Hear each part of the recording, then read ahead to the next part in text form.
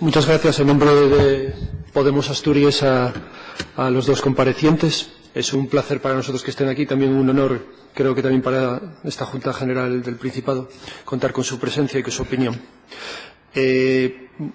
Primera pregunta voy a hacérsela a Fernando Urruti. Hablaba antes del fraude fiscal y como uno de los problemas que tiene este país, bueno, también habla de la corrupción y demás. ¿Cree que el incremento de la sensibilidad ciudadana con la gestión económica pública a partir de una ley de cuentas como esta podría contribuir a una correcta percepción y a la reprobación social de comportamientos incívicos relacionados con el fraude fiscal?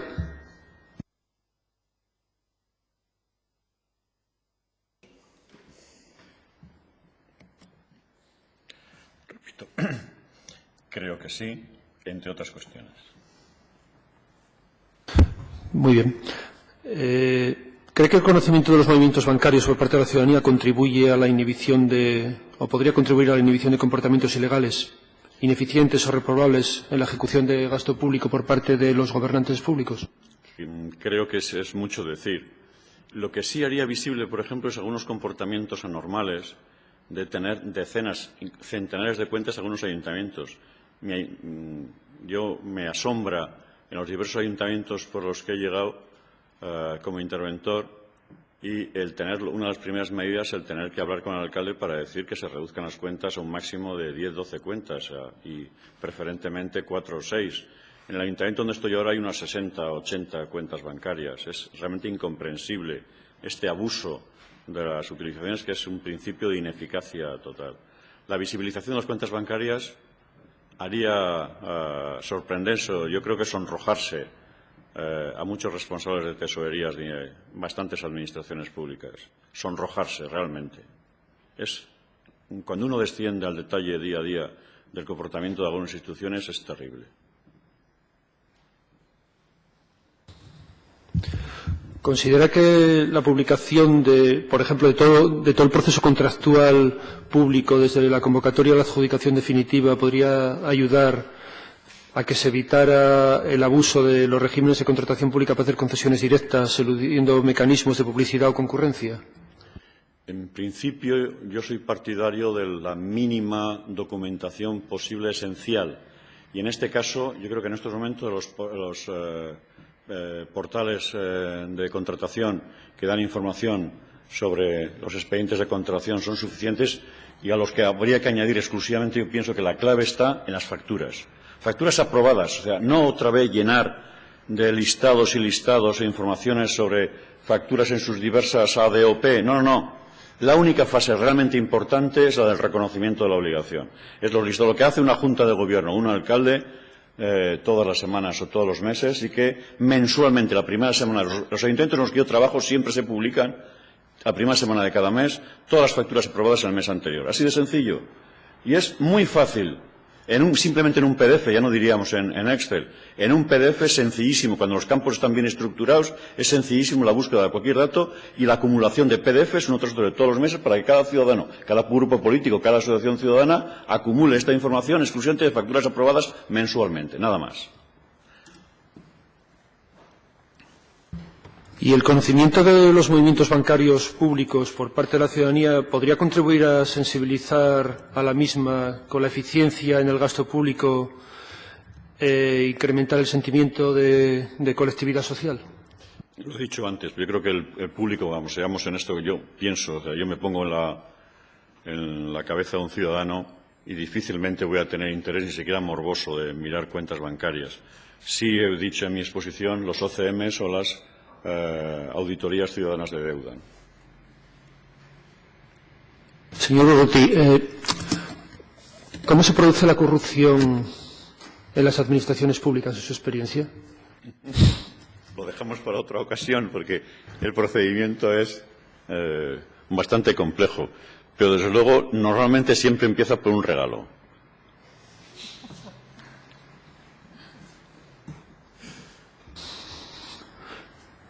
Y podríamos coincidir, aunque fuera en parte, que la transparencia es uno de los mejores antídotos contra la corrupción.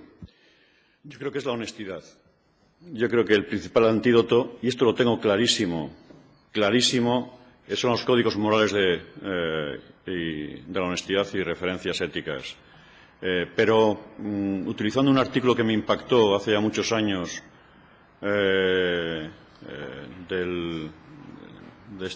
Humberto Eco, en El País concretamente, explicando que es muy difícil explicarle a un asesino adulto de que no tiene que matar.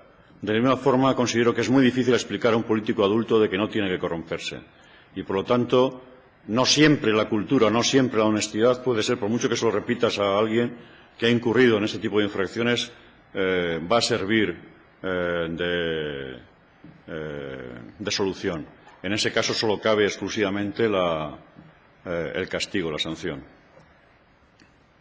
Una ley como esta podría ayudar a que la exposición pública tanto de los movimientos a dejar más al aire o más a exposición pública las posibles artimañas o movimientos de corruptos y corruptores.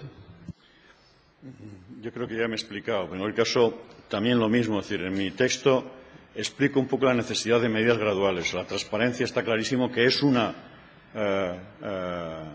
consecuencia, desde luego, básica y clave, y un derecho ciudadano. Es que es el artículo 20 de la libertad de expresión. No cabe libertad de expresión sin información. Es que esto es algo fundamental de entender. Pero es que, además de esto, son necesarios toda una serie de medidas graduales. Yo siempre el referente que utilizo son las medidas de la medicina frente al cáncer. Y creo que es muy afortunado la idea de ver la corrupción como un cáncer social y que, por lo tanto, es necesario toda esta batería que utiliza la medicina desde hace muchos años. Primero, medidas preventivas higienistas, simplemente higienistas, que serían los códigos morales. Después vienen medidas preventivas en cuanto a medidas profilácticas. Después vienen medidas de atenciones primarias. Una vez diagnosticado, hay baterías de quimio, de radioterapia. Y solo ya cuando el tumor es acelerado interviene la cirugía, directamente la intervención quirúrgica. Bueno, pues de la misma forma se puede utilizar medidas higienistas, medidas preventivas, medidas primero paliativas y después medidas de cirugía con el tema de la corrupción. Pero, en cualquier caso, para mí hay dos antídotos fundamentales. Insisto una y otra vez, son los dos antídotos claves contra la corrupción. Una es la cultura y el segundo, precisamente, es el miedo, es decir, el castigo. Es decir, que toda tentación, cualquier persona, somos todos, cuando tenemos cualquier tentación en la utilización de dinero público o simplemente el poder público, que no siempre es la corrupción, es exclusivamente utilización de dinero público, siempre que caiga el mecanismo inmediatamente de las posibles sanciones porque haya un código, que haya un régimen sancionador eficaz. Este es el segundo elemento clave en cualquier actuación frente a la corrupción política. Y, desde luego, que se tiene que acabar siempre es el otro es el que tiene la culpa, el siempre disculparnos que mientras el de arriba no cumpla con sus funciones, yo no tengo por qué cumplirlas. No, esto tiene que ser un plan de alguna forma simultáneo en el que la propia ciudadanía tiene que estar implicada. Y, desde luego, las obligaciones fiscales de la ciudadanía tiene que haber unas referencias morales, éticas, de cumplimiento y sancionadoras para que el conjunto de la ciudadanía no repita estos códigos. No puede ser que solo el 3% del total de declarantes de renta de España digan que ganan más de 60.000 euros. Esto es absolutamente inaceptable. Y hay que informar a la ciudadanía que esto es inaceptable, independientemente de todos los Bárcenas o de todos los urdangarines que haya. No tiene nada que ver los urdangarines y las Bárcenas con que cada uno cumpla con sus obligaciones fiscales. Muy bien, muchas gracias. Pasamos al otro ponente, Francisco Jurado.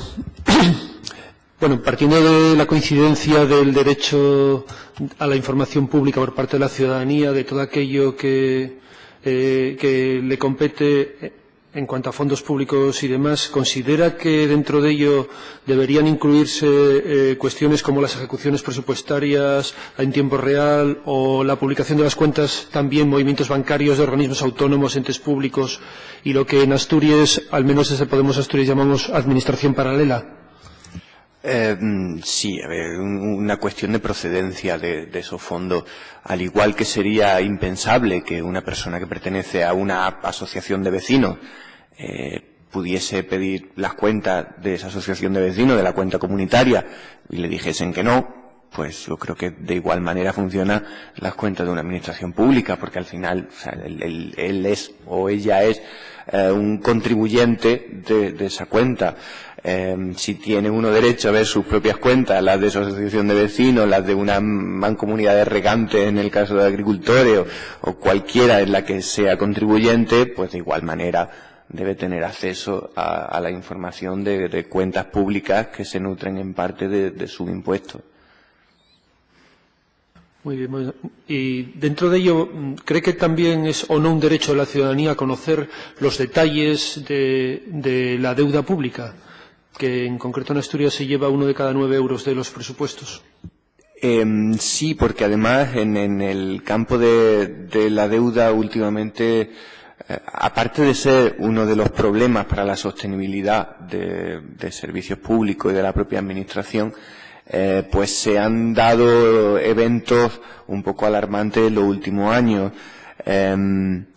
Por ejemplo, en lo relativo a los índices de referencia de muchas de esas deudas, como por ejemplo el índice Euribor, que en 2012 se estalló la posible manipulación, que en 2013 se impusieron, o en 2014, las multas más altas de la Unión Europea, a 6 bancos por la manipulación de ese tipo de interés de referencia, y que hoy en día parece que no, o sea, ya previendo un cambio para julio de ese interés de referencia, parece que ha pasado inadvertido ese escándalo que, por ejemplo, afecta a 18 millones de contratos de hipoteca en España y que afecta a la gran mayoría de los contratos de financiación que tienen los ayuntamientos y muchas administraciones públicas con entidades de crédito.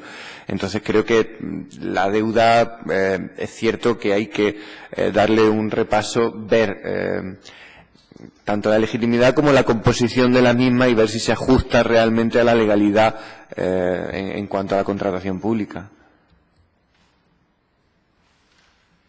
Y en ese sentido, ¿cree que la visibilización de las cuentas bancarias por parte de la ciudadanía podría contribuir a esclarecer los rendimientos que de la administración pública obtiene el sector bancario en cada ejercicio económico? Obviamente, cuando tú tienes acceso a una cuenta bancaria, o sea, primero de todo, ¿de dónde llega el dinero a esa cuenta bancaria? ¿No? Esto sería como un ciclo, los ingresos que vienen de impuestos, de subvenciones, de fondos europeos, ver a qué cuentas van y qué se hace con el dinero de esas cuentas. Hay un uso un poco perverso que se suele hacer en administraciones públicas de subvenciones, mucho más si son finalistas, y es que se suelen aplicar pues se suelen ejecutar en fines que no son los previstos para esa subvención. Cuando no se tiene ni idea de cuántas cuentas bancarias públicas hay, de con qué dinero se nutren y en qué se emplean esos fondos, pues suele aparecer el que se utilice en fondos europeos destinados a agricultura para pagar salarios de otro sitio diferente o para hacer obra pública para lo que no estaba previsto. Entonces, como he dicho antes, los movimientos bancarios, tanto los saldos como los movimientos, al final son una anotación contable de la propia acción política que se lleva a cabo en la administración pública y en el gobierno. Luego creo que a nivel forense es una información fundamental para ver que esa gestión de los fondos públicos se realiza correctamente. El artículo 5.1 de la resolución aprobada por la Asamblea General de Naciones Unidas de 31 de octubre de 2013 dice que cada Estado parte, de conformidad con los principios fundamentales de su ordenamiento jurídico, formulará y aplicará o mantendrá en vigor políticas coordinadas y eficaces contra la corrupción, que promuevan la participación de la sociedad y reflejen los principios del imperio de la ley, la debida gestión de los asuntos públicos, la integridad, la transparencia y la obligación de rendir cuentas. ¿Considera que la Ley de Cuentas Abiertas está alineada con el sentido de este artículo? Obviamente va en la misma dirección, es una parte más, no cumple el todo, pero es una parte importante, una parte fundamental. Como ha dicho mi compañero, el señor Urruticoechea, no es solo que la transparencia, el derecho a la información sea básico para el artículo 20 de la Constitución, el de la libertad de expresión, sino que también lo es para el 23.1, el derecho de participación, o sea, una administración pública transparente, el contar con toda la información necesaria es básico para que podamos participar. Entonces, participación y transparencia ahí van de la mano. Y esas dos palabras que últimamente parecen ser un mantra que se repite de todos los partidos bastante, pues bueno, o sea, no tiene que ser solo una palabra, sino que se tiene que poner en práctica de verdad. Así que sí, yo creo que la proposición de ley esta pues encaja perfectamente en ese artículo que ha citado.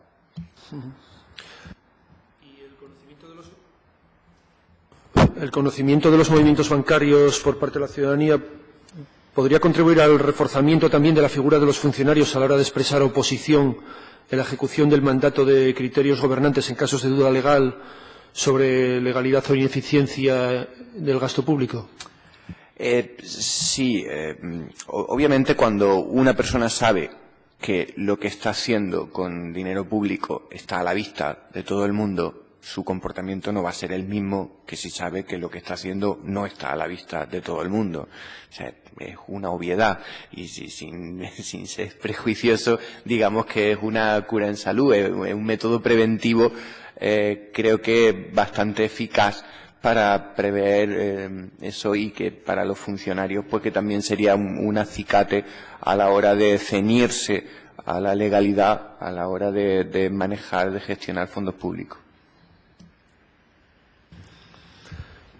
Y la adaptación del acceso a los datos de los extractos bancarios de las cuentas en materia e interoperabilidad a lo previsto en el Real Decreto de 2010 por el que se regula el Esquema Nacional de Seguridad en el ámbito de la Administración Electrónica y también el Real Decreto 4/2010 de 8 de enero por el que se regula el Esquema Nacional de Interoperabilidad en el ámbito de la Administración, ¿creen que evita vulnerar la normativa sobre protección de datos, que es un argumento que se dio en su momento para mostrar reparos a esta ley? Sí, yo creo que, bueno, ya a raíz de la pregunta de la señora diputada de Foro de Asturias, tanto el señor Urruticoechea como yo hemos comentado cuáles serían los riesgos de incurrir en algún tipo de vulneración de protección de datos y cómo a través de esa normativa que ha citado, de la norma 43 más exactamente, es algo que se viene haciendo ya en otro ámbito de la Administración y que es bastante sencillo de cumplir en la puesta en práctica de esta proposición de ley.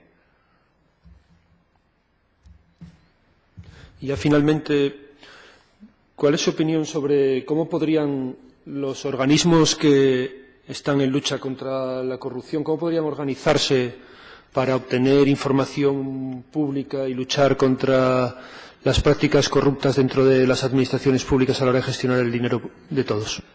Pues mira, por eso es importante el criterio de la reusabilidad, o sea, que estén en estándares abiertos, que sea descargable, que sea reutilizable por terceros, porque si algo hemos aprendido en los últimos años, desde que Internet juega una parte importante en la labor de vigilancia de la sociedad sobre la acción de los gobernantes, es que esa interconexión a gran escala que se ha producido desde 2010, 2011 podemos hablar de esa explosión, ha hecho que se pongan en marcha muchos proyectos sociales entre diversos colectivos a gran escala, simplemente por interconexión de esto en forma de mapas, de repositorios, al final de recursos que pueden ser compartidos por muchos colectivos en tiempo real y que pueden producir o pueden incrementar y mejorar mucho esa acción de vigilancia de la sociedad civil y de la forma asociativa de la sociedad civil sobre, en general, la acción de gobierno y la acción de los cargos electos y, en concreto, sobre la gestión de fondos públicos. Creo que ese criterio de reusabilidad y de poder descargarlo que está previsto en la ley es fundamental para el fin que acaba de mencionar. Si me permite, voy a hacer esta misma pregunta a Fernando Urruticoechea. ¿Cómo podrían los organismos de lucha contra la corrupción, cómo considera que podrían organizarse para hacer un buen uso de esta información y así posibilitar avances en la lucha contra la corrupción pública? Limitadas, como he dicho al principio. Gracias, perdón. El ejemplo que he dado es yo creo que es un ejemplo importante, el de los observatorios ciudadanos municipales o el de auditorías ciudadanas de deuda, que son los que realmente los destinatarios que podrían utilizar este tipo de información. Pues muchas gracias a los dos, de nuevo en nombre de nuestro grupo. Gracias.